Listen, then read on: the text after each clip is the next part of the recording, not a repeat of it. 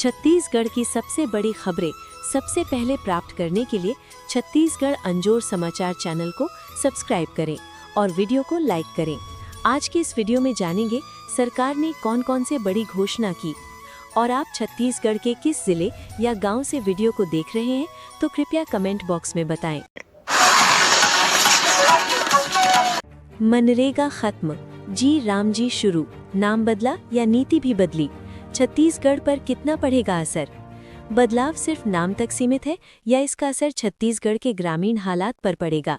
रायपुर, महात्मा गांधी राष्ट्रीय ग्रामीण रोजगार गारंटी योजना मनरेगा का नाम बदलकर विकसित भारत गारंटी फॉर रोजगार एंड आजीविका मिशन ग्रामीण VBG राम जी किया गया है। अब इस मुद्दे पर सियासी घमासान तेज हो गया है। कांग्रेस इसे रोजगार गारंटी को कमजोर करने और महात्मा गांधी के नाम को हटाने की साजिश बता रही है, जबकि भाजपा इसे मिशन 2047 के तहत बड़ा सुधार और ग्रामीण रोजगार के विस्तार का कदम बता रही है। कांग्रेस का आरोप, रोजगार गारंटी कमजोर, गांधी का अपमान। छत्तीसगढ़ कांग्रेस प्रदेश प्रवक्ता धनंजय सिंह ठाकुर ने आरोप लगाया कि मोदी सरकार शुरू से ही मनरेगा विरोधी रही है। मनरेगा गांव-गांव में 100 दिन के रोजगार की कानूनी गारंटी देती थी और काम न मिलने पर भत्ता लेने का अधिकार भी था। नाम बदलने के साथ ही मजदूरी में कोई बढ़ोतरी नहीं हुई, रोजगार की गारंटी भी कमजोर कर दी गई है।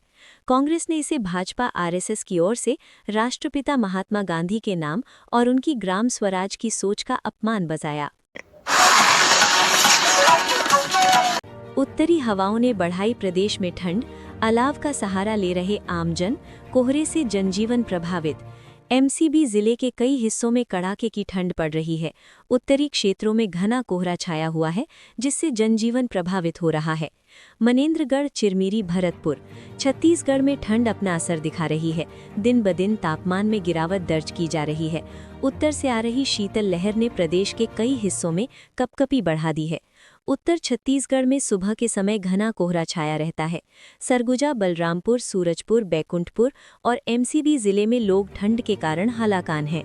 सुबह छाया रहता है घना कोहरा। मनेन्द्रगढ़ शहर की बात करें तो सुबह सड़क पर घना कोहरा छाया रहता है। लोग ठंड के कारण घरों में दुबके हैं। वहीं ठंड के मौसम में सबसे ज्यादा परेशानी स्कूल और कॉलेज जाने वाले छात्रों को हो रही है। कड़ाके की ठंड के बीच बच्चों को स्कूल जाना पड़ रहा है, जिससे अभिभावकों को बच्चों की स्वास्थ्य की चिंता सता रही है। सावधान, मिठाइयों में लगी है फफूंद। धमतरी में खाद्य विभाग ने बस स्टैंड के होटलों में दबिश दी।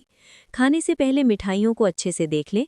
फफूंद लगी मिठाइयों का मामला धमतरी से सामने आया है। खाद्य विभाग ने बड़ी कार्रवाई की। धमतरी जिले में खाद्य सुरक्षा विभाग इन दिनों एक्शन मोड में है। भुने चने के बाद अब मिठाइयों पर एक्शन लिया जा रहा है। दरअसल धमतरी कलेक्टर अविनाश मिश्रा के निर्देश पर बस स्टैंड, चौक चौराहों एवं डेयरियों में खाद्य सुरक्षा और प्रशासन विभाग की संयुक्त टीम ने दबिश दी। इस दौरान फफूंद लगी मिठाई भी मिली। पुरानी और बासी मिठाइयां मिली। बताया गया कि निरीक्षण के दौरान बस स्टैंड स्थित भगवती बीकानेरी स्वीट्स एंड नमकीन शॉप में फफूंद लगा हुआ लगभग 5 किलोग्राम कलाकंद पाया गया। साथ ही 2 किलोग्राम मलाई बार भी पुराना और बासी हालत में मिला। सिंगल यूज प्लास्टिक रैपर को बैन करने की मुहिम, PM मोदी के नाम हस्ताक्षर अभियान, स्कूली छात्रों का संकल्प। अंबिकापुर होली क्रॉस के स्टूडेंट्स ने सिंगल यूज प्लास्टिक पर बैन लगाने के लिए PM मोदी के नाम हस्ताक्षर अभियान चलाया है। Surguja, single use plastic wrapper के बारे में स्कूली छात्र जागरूकता फैला रहे हैं। ये छात्र बीते कई वर्षों से अपने स्कूल और शहर में एक अभियान चला रहे हैं। छात्र साल भर प्लास्टिक वेस्ट को उन कंपनियों को वापस भेजते हैं जिनके वो रैपर हैं। छात्रों की इस पहल की सराहना प्रधानमंत्री नरेंद्र मोदी ने भी की है। छात्रों के इस अनोखे अभियान को PM नरेंद्र मोदी ने अपने सोशल मीडिया में भी पोस्ट किया था। पूरे देश में प्लास्टिक के इस्तेमाल पर बैन करने का निवेदन। PM मोदी की सराहना के बाद ये छात्र और भी ज्यादा उत्साहित हुए हैं। लिहाजा इस साल एक और नवाचार करते हुए छात्रों ने शहर के 75,000 लोगों के हस्ताक्षर के साथ PM नरेंद्र मोदी को पत्र लिखकर देश भर में प्लास्टिक के इस्तेमाल को बंद करने का निवेदन किया है। छत्तीसगढ़ भाजपा नेताओं का वायरल वीडियो, विधायक ने थाने में दर्ज कराई शिकायत।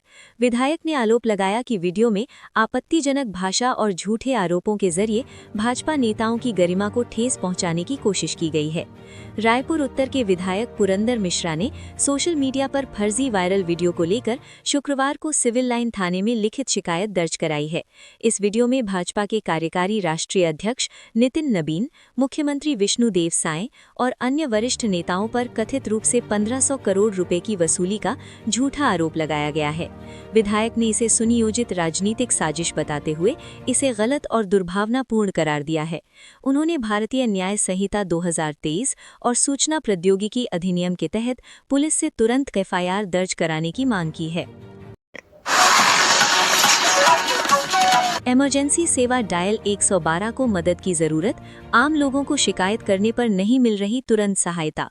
कोरबा जिले में डायल 112 की 22 गाड़ियों में से सिर्फ 3 ही ठीक हैं। कोरबा जिले में पुलिस द्वारा आम लोगों को इमरजेंसी सुविधा उपलब्ध कराने वाली डायल सेवा को ही अब मदद की जरूरत है। लोगों को तत्काल मदद पहुंचाने वाली डायल सेवा फिलहाल पूरी तरह से ठप हो गई है। हालत यह है कि कोरबा जिले में संचालित 22 वाहनों में से केवल 3 ठीक हैं। बाकी 19 मेंटेनेंस के अभाव में या तो थाने में पार्क है या फिर उन्हें मेंटेनेंस के लिए भेजा गया है। जून जुलाई के बाद से ही इनका मेंटेनेंस नहीं हो रहा है। जानकारी ये है कि नया टेंडर होने के पहले ही इस योजना को मेंटेनेंस के लिए फंड नहीं मिल रहा है। डायल 112 पर कॉल करने पर ये रायपुर के कंट्रोल रूम में जाता है। वहां से लोगों द्वारा की गई शिकायतों को लोकेशन के अनुसार संबंधित थानों में ट्रांसफर कर पुलिस मदद पहुंचाने का प्रयास करती है। फिलहाल कंट्रोल रूम से शिकायतों को संबंधित थाने के स्टाफ को पहुंचाया जा रहा है। डायल 112 की सर्विस आने के पहले जिस तरह से पुलिस काम करती थी, अब उसी तरह का काम किया जा रहा है। डायल 112 के जरिए तत्काल मदद पहुंचाने की सुविधा पर फिलहाल ब्रेक लग गया है। 1 नंबर सब्बोबर की परिकल्पना फिलहाल पूरी तरह नाकाम हो चुकी है। सरगुजा में लाइनमैन को बनाया बंधक, बिजली कर्मचारियों का फूटा गुस्सा, मचा बवाल। सरगुजा में एक सहायक लाइनमैन को बंधक बनाने की घटना सामने आई है। क्षेत्र में पावर कट से नाराज चल रहे लोगों ने बिजली कर्मचारी से मारपीट की घटना को अंजाम दिया है। लाइनमैन से मारपीट और बंधक बनाए जाने से बिजली कर्मचारियों में गुस्सा है। पूरी घटना लुंड्रा के रघुनाथपुर की है। गौतम पैकरा को बनाया गया बंधक। कोरबा के 19वें कलेक्टर बने कुणाल दूदावत, कहा आम लोगों के लिए उनके दरवाजे हमेशा खुले रहेंगे। कोरबा जिले के 19वें कलेक्टर के रूप में 2017 बैच के भारतीय प्रशासनिक सेवा के अधिकारी कुणाल दूदावत ने औपचारिक रूप से पदभार ग्रहण किया। पद संभालते ही अधिकारियों से परिचयात्मक चर्चा की। इसके बाद शाम को प्रेस वार्ता को संबोधित किया। कलेक्टर ने अपनी प्राथमिकताओं के विषय में स्पष्ट से जानकारी दी। नवपदस्थ कलेक्टर ने कहा कि डीएमएफ में पारदर्शिता और इसके सदुपयोग पर उनका फोकस रहेगा। डीएमएफ के कार्य की जानकारी ऑनलाइन पोर्टल पर अपडेट करने की बात कही और कहा कि किस गांव में क्या काम हुआ ये हर व्यक्ति देख सके, इसकी व्यवस्था की जाएगी। शासी परिषद की बैठकों को नियमित किया जाएगा। मक्का के समर्थन मूल्य सहित 16 सूत्रीय मांगों को लेकर सड़कों पर उतरे किसान। नारायणपुर में कलेक्टर को सौंपा गया ज्ञापन। नारायणपुर में किसानों की रैली, प्रदर्शन के दौरान पुलिस ने रोका मक्का की सरकारी खरीदी। नारायणपुर जिले में मक्का के समर्थन मूल्य में बढ़ोतरी और 16 सूत्रीय मांगों को लेकर भारतीय किसान यूनियन ने प्रदर्शन किया। सैकड़ों किसानों ने शुक्रवार दोपहर 3 बजे रैली निकाली। किसानों का कहना है कि पड़ोसी जिलों में जहां सरकार मक्का की खरीदी कर रही है, वहीं नारायणपुर में न तो मंडी की व्यवस्था है और न ही सरकारी खरीदी हो रही है। बिचौलियों के हाथों शोषण का आरोप। किसानों ने आरोप लगाया कि मक्का का समर्थन मूल्य 2400 रुपए प्रति क्विंटल घोषित होने के बावजूद जिले में बिचौलिए मात्र 1500 रुपए प्रति क्विंटल में मक्का खरीद रहे हैं। मजबूरी में किसान अपनी फसल औने पौने दामों पर बेचने को मजबूर हैं। छत्तीसगढ़ से करीब 5 लाख मतदाता लापता, 6 लाख से ज्यादा की हो चुकी मौत। 19 दिसंबर को हाउस सर्वे का काम पूरा। 30 दिसंबर से 22 जनवरी तक होगा दावा और आपत्ति निराकरण। 21 फरवरी 2026 को मतदाता सूची का अंतिम प्रकाशन। भारत निर्वाचन आयोग द्वारा चलाए जा रहे विशेष गहन पुनर्रीक्षण कार्यक्रम के तहत राज्य में 2 करोड़ 12 लाख से अधिक मतदाताओं के पुनर्रीक्षण का कार्य किया जा रहा है, जिसमें 23 दिसंबर 2025 को प्रारंभिक मतदाता सूची का प्रकाशन किया जाएगा। छत्तीसगढ़ मुख्य निर्वाचन पदाधिकारी द्वारा जारी किए गए निर्देश के आलोक में 23 दिसंबर से 22 जनवरी तक दावा और आपत्ति दर्ज कराई जा सकती है। 14 फरवरी 2026 तक नोटिस और सुनवाई होगी। 21 फरवरी 2026 को फाइनल मतदाता सूची का प्रकाशन किया जाएगा। इसके लिए 4 नवंबर से शुरू हुए हाउस सर्वे का काम 18 नवंबर तक हुआ, जो 19 दिसंबर को समाप्त हुआ है। अब 23 दिसंबर को गणना वाली मतदाता सूची जारी होगी।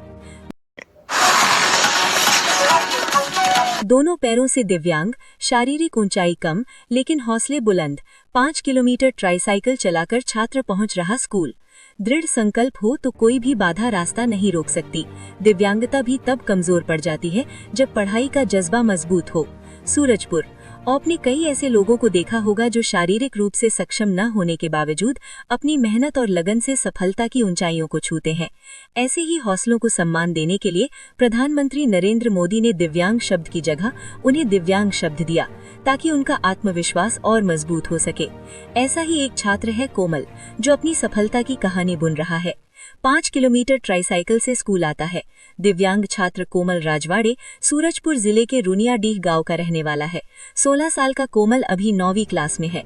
वो रोजाना करीब 5 किलोमीटर ट्राईसाइकिल चलाकर स्कूल पहुंचता है। उसके शिक्षक बताते हैं कि शुरू से ही उसमें पढ़ने की गहरी इच्छा रही है। जन्म के 2 साल बाद ही दिव्यांग होने की पता चल गया। कोमल राजवाड़े के माता पिता को उसके जन्म के 2 साल बाद ही जानकारी मिल गई थी कि उनका बेटा दोनों पैरों से दिव्यांग है।